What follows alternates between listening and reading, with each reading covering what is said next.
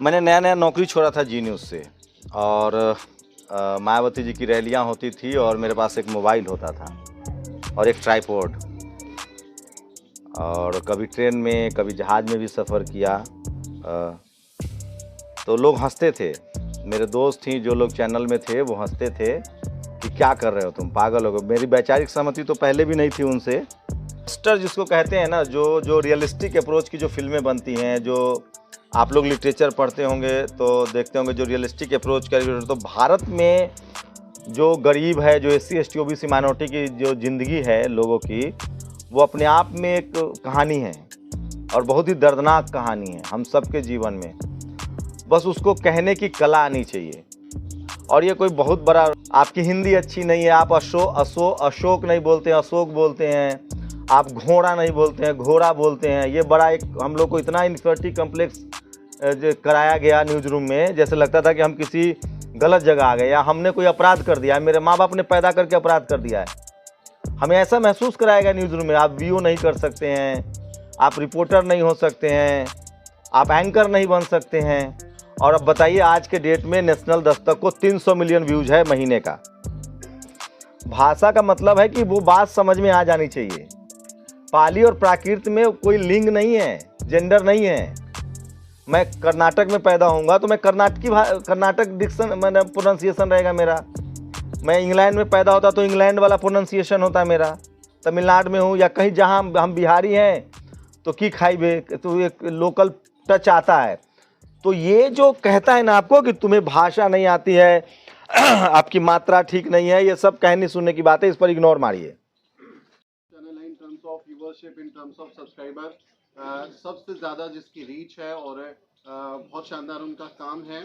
शम्मू और उनकी टीम लगातार काम करती हैं और हम सब दिल्ली में एक दूसरे से एनर्जी लेते हैं, सीखते हैं। आप सब आए हैं तो आप भी उनके अनुभव से कुछ सीखें, ये हमारी कोशिश है। इसलिए मैं शम्मू भाई से रिक्वेस्ट करूंगा कि वो आएँ और थोड़ी देर आप लोगों से बातचीत करें और आप उनसे अगर सवाल हो तो एक दो सवाल लें, क्योंकि फिर अगला सेशन हम शुरू करेंगे। शम्मू भाई please. Thank you. Thank you Sumit. जिन लोगों ने बहुत, हम लोग सोचते थे 15 साल 16 साल से पत्रकारिता में है, 2005 से हूँ, सोचता था कि ऐसा हो, लेकिन सुमित लगातार 2-3 सालों से कर रहे हैं। मैं इस बार दुखी था कि मुझे लगा कि कहीं ये ऑफलाइन तो नहीं होने वाला है। मैं सही में चाहता था कि ये ऑफलाइन हो, ऑनलाइन ना हो। तो ये ऑनलाइन आपने कराया, बहुत बहुत शुक्रिया। और इतनी संख्या में लोग हैं, मैं पहले एक वीडियो बनाऊंगा आप लोगों का क्योंकि शानदार है सब कुछ। और मैं एक बात कहूँगा, बहुत लोग यहाँ गवाह भी होंगे, शायद अंजुल तो गवाह होंगे इस बात के।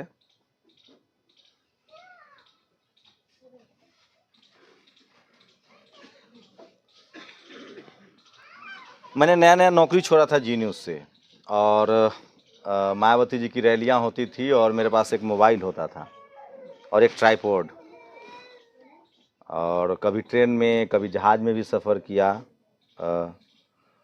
तो लोग हंसते थे, मेरे दोस्त थी जो लोग चैनल में थे वो हंसते थे कि क्या कर रहे हो तुम, पागल हो गए। मेरी वैचारिक सहमति तो पहले भी नहीं थी उनसे, लेकिन तो चैनल में रोज़ सुमित तो न्यूज़ रूम में रहे हैं, न्यूज़ में कैसे बहस होती है लंबी, लोग किस तरह से देखते हैं, तो हम लोग भी रोज़ बहस करते थे। जिस चैनल में भी रहे, इंडिया टीवी में हो, जी में हो, या आज तक में हो, या न्यूज़ 24 में हो, जहाँ भी रहा बहस तो लंबी चलती थी, लेकिन लोग हंसते थे। और जब ये मोबाइल लेके हम लोग निकले तो और लगता था कि शायद क्या होगा नहीं होगा, क्योंकि हमारे यहाँ देहात में जिस वर्नाकुलर लैंग्वेज में हम लोग बोलते हैं लाज लगना, मतलब शर्म आना, इन्फिरिटी कम्प्लेक्स, वो भी था। बट मैंने कई बार ये बात बोली थी कि एक समय आएगा जब हज़ारों मोबाइल वाले लोग होंगे। मुझे सचमुच नहीं पता था कि लोग मोबाइल भी टीवी पर ही देखें, टीवी भी मोबाइल पर ही देखेंगे। और अब तो ये पूरी दुनिया में हो गया है, अब पूरी दुनिया में पत्रकारिता जो है वो मोबाइल से हो रही है।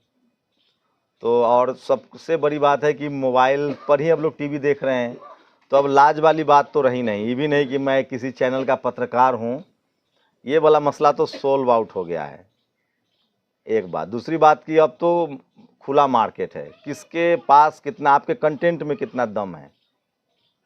अब सोचिए कितना डाइवर्स हो गया है, जो डाइवर्सिटी की बाबा साहब बात करते थे, जो उनके समय में नहीं था डाइवर्स, क्योंकि उनके समय अखबार ही सोर्स था और अखबार सब नहीं चला सकता था। मान्यवर कांसीराम साहब के समय भी नहीं था, डाइवर्स नहीं था। बहुत सारे ऐसे लेखक गुमनामी में चले गए क्योंकि कोई प्रकाशक नहीं था जो छापता। अब तो प्रकाशक भी, लेकिन पत्रकार के लिहाज से, और अगर आप लोग अच्छा गाना लिखते हैं, अच्छा डांस जानते हैं, अब तो क्या क्या वायरल होता है। तो ये अच्छी चीज़ है, डाइवर्स है। और तो अब कोई मुंबई इंडस्ट्री में जाके अपनी पहचान बनाए, डायरेक्टर के धक्के खाए, ऐसा नहीं। आप एक सामने एक वीडियो बनाइए और उसको यूट्यूब पर डाल दीजिए और हो सकता है कि दुनिया को पसंद आ जाए। और अब ये भी नहीं है कि आप किसी के मोहताज हैं, खुला मार्केट है और आप सब में बस फ़र्क ये है कि आप में टैलेंट है, और टैलेंट प्रैक्टिस से आता है और प्रैक्टिस मौका से आता है। तो ये जो सुमित कर रहे हैं, ये मौका आप लोग को मौका दे रहे हैं, एक कॉन्फिडेंस लेवल बढ़े और आप लोग शानदार काम करें। और यकीन मानिए, पत्रकारिता सबसे आसान चीज़ है, लेकिन सबसे ज़्यादा आपको सोचना पड़ता है। ये मतलब मुझे लगता है कि आप लोग इसको कैरियर को लेकर, दिलीप मंडल ने यहाँ आने से पहले एक पोस्ट लिखा है, मेरे तो न्यूज़ ऑफ सोर्स, मेरा इनपुट वही है, असाइनमेंट डेस्क मेरे पास नहीं है। तो Dilip Mandal is my assignment for the reservation system, for the Supreme Court analysis and even anthropologist also. तो मेरा तो पूरा, एजेंसी कहते हैं अपने। हाँ, पूरा हमारे इनपुट वही है। दिलीप मंडल जिस दिन बंद हो गए तो हम बंद हो जाएंगे। खैर, तो उन्होंने आज एक पोस्ट लिखा। उन्होंने लिखा है कि 5 करोड़ लगभग हम लोग का सब्सक्राइबर है टोटल, जितने बहुजन जिसको हम लोग कह रहे हैं, बहुजन मीडिया। और उसके बाद अगर, और सबके पास अपनी ऑफिस है, गाड़ियां हैं, तो दिल्ली के लिहाज से ये बात ठीक है, बट ये हो जाएगा, उनकी बातों में सच्चाई है। लेकिन आप लोग इसको ना प्रोफेशन बनाइए। और दो फ़र्क है, एक जो लोग टीवी अखबार में काम कर रहे हैं, जो लोग जिनका पत्रकारिता पर भी कब्जा है, जिस जाति विशेष का, जिस धर्म विशेष का, तो वो सिर्फ 10% लोग को रिप्रेजेंट करते हैं। 90% जो व्यूअरशिप है वो हमारे पास है, क्योंकि उनकी दुख तकलीफ़ को कोई बताएगा नहीं, उनकी सफलता को कोई बताएगा नहीं, उनकी कहानियों को कोई बताएगा नहीं। और सोचिए, हम लोग जहाँ हैं, यहाँ मैं पिछले 6 साल से आता हूँ। रतनलाल सर का ये सरकारी आवास है।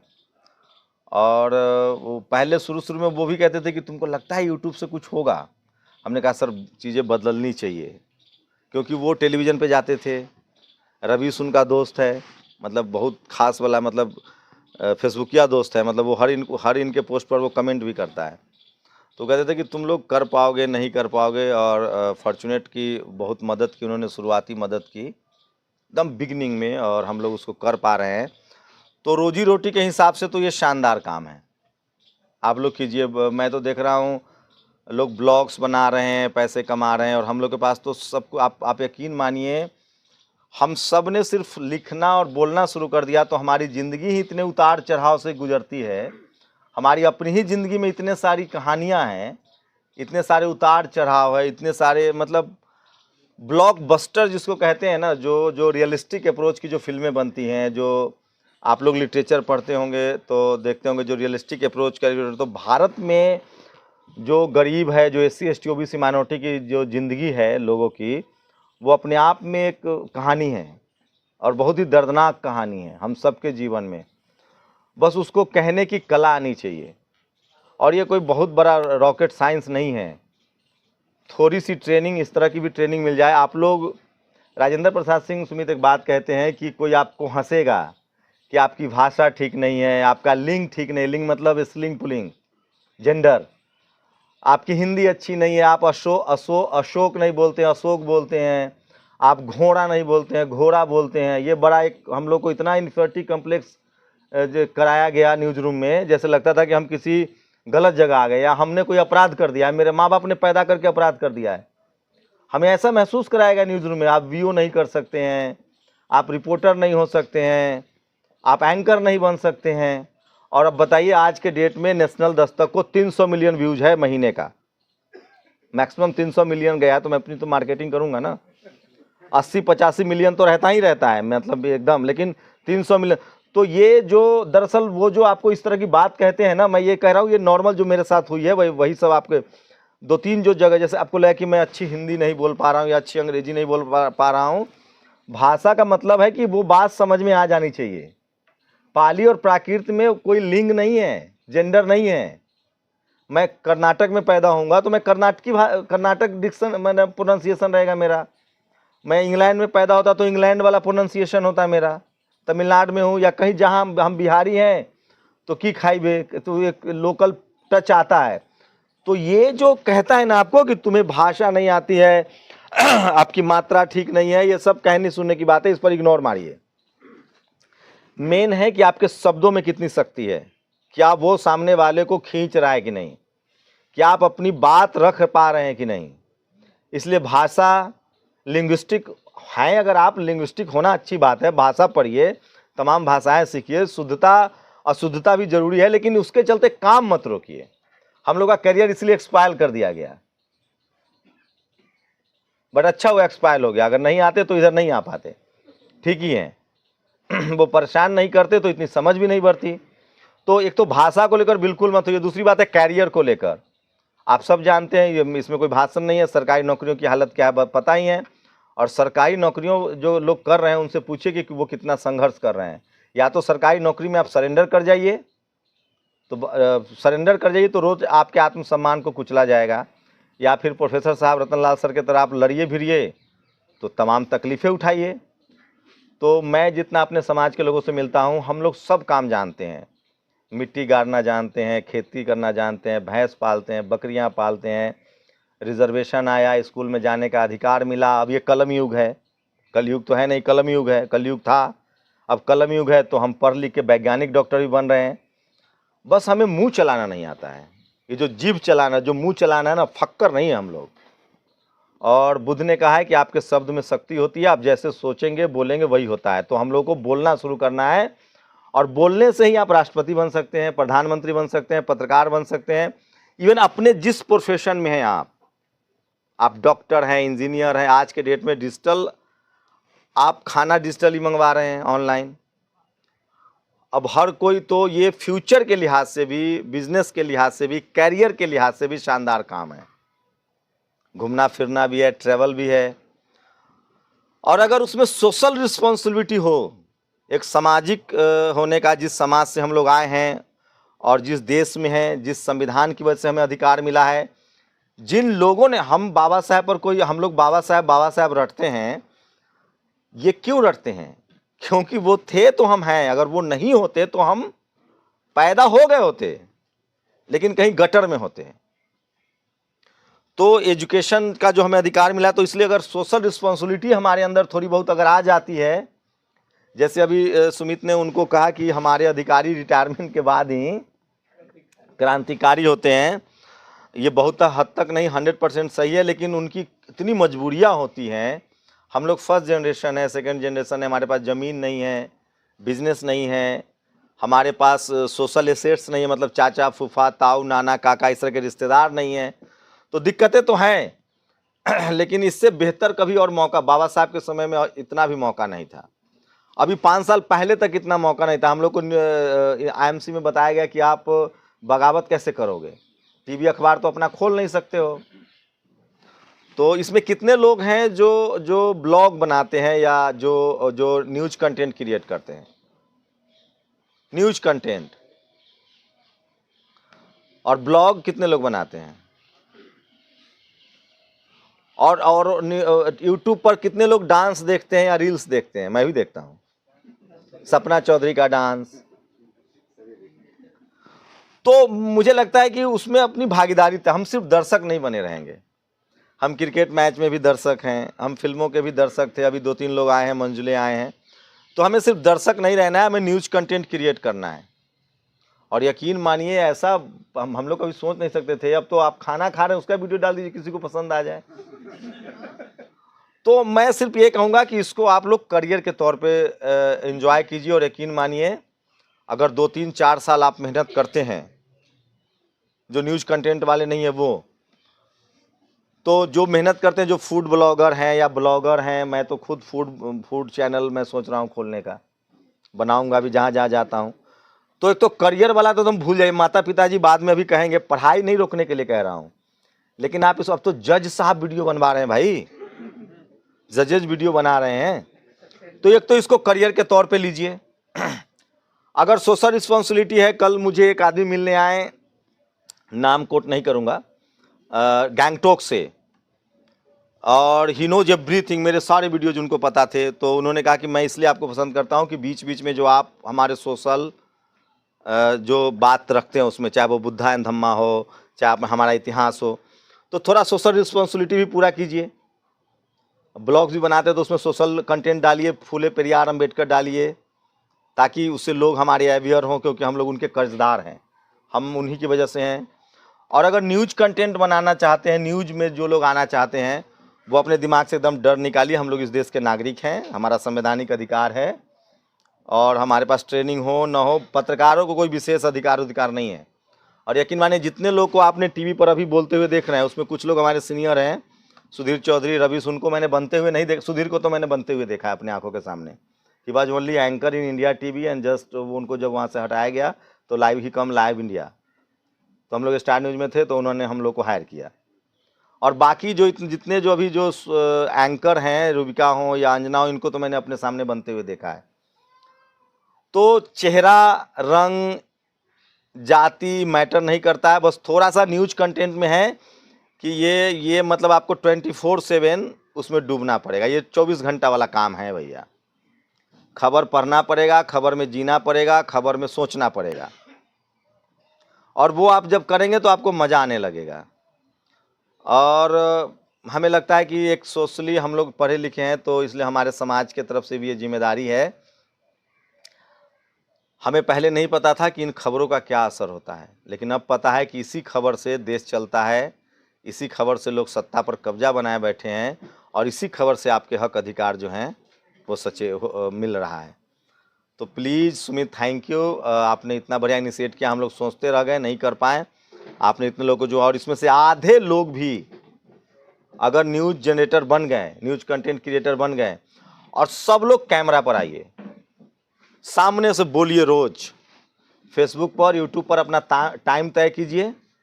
और मैं न्यूज़ सोर्स बता रहा हूँ, आप नेशनल दस्तक नहीं देखना चाहे कि व्यूज बढ़ जाएगा, द वीक नहीं देखना चाहे तो कोई बात नहीं है, दिलीप मंडल को फॉलो कीजिए ट्विटर पर, सुमित को फॉलो कीजिए ट्विटर पर, उससे कुछ मिलना नहीं है, वहाँ से न्यूज़ उठाइए और उसको थोड़ा सा बड़ा कीजिए। और जिस दिन आप ये करने लगेंगे, कैरियर के लिहाज से भी थोड़े पंगे होंगे, थोड़ा सा आपको लगेगा कोई फ़ोन पर गाली दे सकता है, कोई धमका सकता है, बट वो भी तभी तक हो रहा है जब तक हम लोग इक्का दुक्का। आप कल्पना कीजिए, मैंने एक दिन ऐसी बोल दिया था किसी बातचीत में मीना के साथ, कि बहुजन समाज के इंटेलेक्चुअल जिस दिन 10-10 मिनट का वीडियो डालने लगे सोशल मीडिया पर, सारा बहुजन समाज PhD कर जाएगा, इन सेंस की डिग्री नहीं, मतलब वो अवेयर हो जाएगा। तो मैं तो यही कह रहा हूँ कि मैं तो खैर बाई चॉइस पत्रकार बनना चाहता था, इसलिए मैंने डिप्लोमा भी किया। अगर आप लोग भी होप यहाँ आए हैं तो पत्रकार ही बनना चाहते हैं, तो करियर के लिहाज से भी बहुत बुरा नहीं है ये। और आजकल तो कलेक्टर भी वीडियो बना रहा है, हमने कई वीडियो कलेक्टर को देखे हैं, वो दिन भर कैमरा अपने साथ रखता है। तो सारा रेवेन्यू सिस्टम भी, वो तो मार्केटिंग सुमित ज़्यादा बेहतर बताएंगे, सारा रेवेन्यू सिस्टम अब डिजिटल मीडिया पे शिफ्ट हो गया है। तो आप सब लोग अपना अपना यूट्यूब चैनल शुरू कीजिए। उसके लिए ज़रूरी है कि किसी दूसरे के दुकान में 6 महीना साल भर काम भी कीजिए। हम सब लोग अपनी दुकान शुरू से करने से पहले किसी दुकान में सेल्समैन की जॉब करते हैं, ताकि थोड़ा एक्सपीरियंस ज़रूरी है, बाकी करते करते भी सीख जाएंगे, ऐसा नहीं है। तो एकदम बेधड़क कीजिए। और ये संसाधन नहीं है, ये वो नहीं है, अब ये भी रोना नहीं चलेगा, क्योंकि अब तो मोबाइल है। बस फर्क 2-3 चीज़ों का ध्यान रखना है। हमें कॉन्स्टिट्यूशनली राइट सही होना है, थोड़ा मीडिया एथिक्स, जैसे किसी विक्टिम का चेहरा मत दिखाइए, चाहे वो महिला हो या बच्चा हो। किसी को मारा जा रहा है, टॉर्चर किया जा रहा है, तो उसका चेहरा मत दिखाइए, ये बहुत ज़रूरी है। और जो लोग बहुत बढ़िया मीडिया से हैं, उनको the Week, Daily Mail, New York Times, ये सब अखबारें थोड़ा बहुत अब तो इनको एडिशन ख़रीदना नहीं है, इंटरनेट पर सर्च कर लीजिए। और बहुत सारी किताबें नहीं पढ़ सकते हैं, मैं भी अब नहीं पढ़ता हूँ, लेकिन ट्विटर पर रहिए, एक्टिव रहिए, जो हो क्या रहा है देश में, चाहे वो आर्थिक मामला हो। ऐसा ना लगे कि हमें कुछ पता नहीं है, थोड़ा बहुत हमें सब कुछ जानना है। इकोनॉमिक्स में क्या चल रहा है, पार्लियामेंट में क्या चल रहा है। एक्चुअली हम लोग को इतना कुंद कर दिया गया है ना, वो सोचते हैं हम नहीं बोल सकते, हम इकोनॉमिक्स पर नहीं बोल सकते हैं, स्पोर्ट्स पर नहीं बोल सकते हैं, हम फिल्म पर नहीं बोल सकते हैं। ये जो हमारे अंदर है ना, ऐसा नहीं, आपको सब कुछ, आप मुझसे जेनिफर लोपेज के भी मैंने डांस देखे हैं, उस पर ही बात कीजिए, वो वही कर रहे हैं लोग, वो जो एक्सपर्ट बने हुए हैं, कोई एक्सपर्ट नहीं है, हम जानते हैं हकीकत जन्नत की। थोड़ा थोड़ा जानते हैं और थोड़ा थोड़ा जानना भी जरूरी है, और अगर आप एक्सपर्ट हैं तो और अच्छी बात है। तो आप लोग थोड़ा सा पढ़ना शुरू कीजिए, ट्विटर, फेसबुक, अखबार मतलब ये हिंदी वाला नहीं कह रहा हूँ पढ़ने के लिए, इससे तो भाषा बदल जाएगी आपकी पूरी की पूरी। तो ट्विटर पढ़िए, फेसबुक पढ़िए, 2 4 5 लोगों को उसमें आप उनको फॉलो कीजिए, सारा न्यूज कंटेंट आपको मिले। मैं तो भैया तो नाम गिना दूंगा, प्रशांत कनौजिया हैं, सुमित हैं, दिलीप मंडल हैं, एक आभा शुक्ला फैंस हैं, वो शानदार थ्रेड लिखती हैं। और टीवी में तो अभी कोई ऐसा आपके सामाजिक हितों के लिए और खबरों के लिए कोई है नहीं। अब सोचिए, एक मैं अंतर बता रहा हूँ, पार्लियामेंट चल रहा है और उसमें 3 4 खबरें हैं, तो वो जो इस देश में जो लोग टीवी अखबार में जिनको आप पत्रकार कह रहे हैं, और इवन मुझे तो ताज्जुब होता है कि ये देश इतना जातियों में बटा हुआ है कि मैं पहले सोचता था कि जो पढ़ा लिखा नहीं है वो आरक्षण का विरोध कर रहा है, कोई बात नहीं है, चलो पढ़ा लिखा नहीं है। अब पता चला जो हिंदू कॉलेज में प्रोफेसर है या जो किसी को जो ऑक्सफोर्ड में पढ़ा रहा है, वो भी वैसे ही सोचता है जैसे वो नॉन मैट्रिक सोच रहा है। तो टीवी अखबार में हम लोग के लिए जगह नहीं। तो मैं लास्ट में ये कहूँगा कि हमारा पेट चले न चले, अगर हम समझ रहे हैं सामाजिक हालातों को, अगर हम समझ रहे हैं इस देश की पॉलिटिक्स को, अगर हम बाबा साहेब के विचारों को, फूले के विचारों को, बुद्ध के विचारों को, कांसीराम साहब को, लालू प्रसाद को, मायावती जी को, कर्पूरी ठाकुर को, हम समझ रहे हैं पीटी उषा को, हम समझ रहे हैं घायवान को, मंजुले को, या हम समझ रहे हैं भीम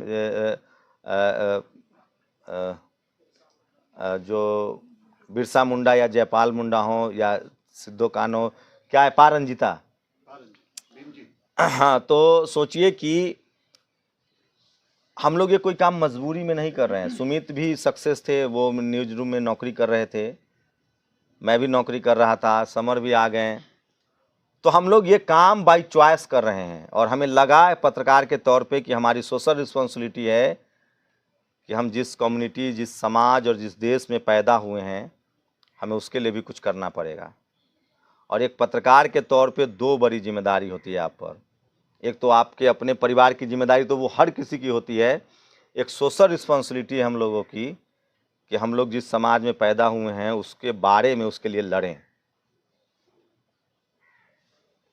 और ये एक नैतिक जिम्मेदारी है और हम लोग की दोहरी जिम्मेदारी है। और हम लोग जिस दिन 1000-2000 पत्रकार हो गए, यकीन मानिए सारी समस्याओं का सॉल्यूशन है। हमारे समाज पर, इस देश में जातिवाद खत्म हो जाएगा, कास्ट एट्रोसिटी खत्म हो जाएगी, कॉलेज यूनिवर्सिटी में एट्रोसिटी खत्म हो जाएगी। हमारे लोग जो सफ़र कर रहे हैं, पैसे की वजह से सिस्टम में नहीं आ पाते हैं, जो जिनके साथ भेदभाव होता है, जो अधिकारी हो, कर्मचारी हो, तो एक पत्रकार बन के इतना तो मैं ज़रूर कहूँगा कि आप जो तमाम जो इस देश को बेहतर बना सकते हैं। और ये पेशा भी है, एक रिस्पॉन्सिबिलिटी है। बस अंतर इतना है कि जैसे हम सब फौज में नौकरी करते तो युद्ध के समय भाग नहीं सकते हैं, फिर हमें भगोड़ा कहा जाएगा या गद्दार कहा जाएगा। पत्रकारिता का जॉब भी उसी तरह का है कि अगर सरकार अलग हो, विपरीत परिस्थिति के हालात हों, तो आप भाग नहीं सकते हैं। और हम लोग की एक तीसरी जिम्मेदारी है कि हम लोग जिस कम्युनिटी में पैदा हुए हैं, उस कम्युनिटी में इतनी समस्याएं हैं। सोचिए, मैं रोज़ 500, 400, 300, 200 तक कॉल उठाता हूं, और आपको पता है उसमें मैक्सिमम कॉल क्या होते हैं? जो नौकरी वाले होते हैं वो कहते हैं कि हमें परेशान किया जा रहा है, हमें टर्मिनेट कर दिया गया है। जो नौकरी वाले नहीं होते हैं, लोअर मिडिल क्लास होते हैं, वो कहते हैं कि हमारी ज़मीनें कब्जा कर ली गई है, हमें मारा गया है। और हम लोग को कहते हैं, एक और टैग लगेगा आप लोग कि तुम लोग जातिवाद फैला रहे हो। ये एकदम नॉर्मल टैग है, जबकि सच्चाई है कि हम जातिवाद के खिलाफ लड़ रहे हैं। तो मैं उनको जवाब देता हूं कि जिस दिन इस देश में कोई सवर्ण पर, SC ST OBC का आदमी अत्याचार करेगा, हम उसके खिलाफ भी लिखेंगे और बोलेंगे। तो ये तुम जातिवाद फैला रहे हो, पहला लाइन है उनका, इससे बिल्कुल मत घबराइए, हम जातिवाद के खिलाफ लड़ रहे हैं। दूसरा लाइन वो भाषा को लेकर कहेंगे, उससे भी मत घबराइए कि हमारी भाषा ठीक नहीं है। और तीसरी बात है कि हमें उनसे सर्टिफिकेट की ज़रूरत नहीं है। और चौथी यही कि हम जो काम कर रहे हैं उनसे उनको दुख होना चाहिए। दुख इसलिए होगा क्योंकि अगर मेरे भाई ने मेरा ज़मीन कब्जा रखा है और हम उससे मांगेंगे तो वो बुद्धिस्ट होगा, न्यायप्रिय होगा, तो हो सकता है दे दे। लेकिन ऐसा इस देश में तो मैंने सुना है कि सुई भर नोक के लिए भी महाभारत हुआ है।